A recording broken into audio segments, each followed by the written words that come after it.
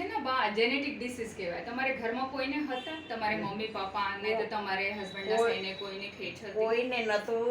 એક વખત મારાથી આ નાનો પડી ગયા હતા મગજ ઉપર? હા ઈ છે ને દાદરેથી ઉપરથી? પડ્યો તો. હા, મગજ ઉપર લાગી ગયા હતા હા. ને? ક્યારેક આ હશે ને તો પછી આ ચિંતાવાળા બહુ હશે. સ્ટ્રેસ લેવલ હાઈ હતી, પહેલેથી ચિંતા બહુ આ કરે પહેલેથી છે. ચિંતા ખૂબ જ છે. હા, બહુ ચિંતા કરે ને તો મગજ છે ને કમજોર થઈ જાય. કમજોર થઈ જાય તો પછી નસ સુકાય છે. નસમાં ઓક્સિજન ને બ્લડ સપ્લાય નહીં થાય તો આ આંચકી આવે.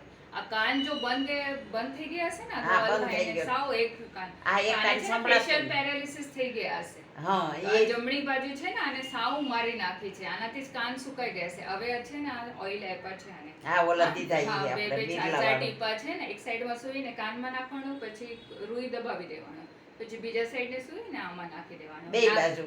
બેય બાજુમાં નાખી દેવાનું દિવસમાં 4 વાર.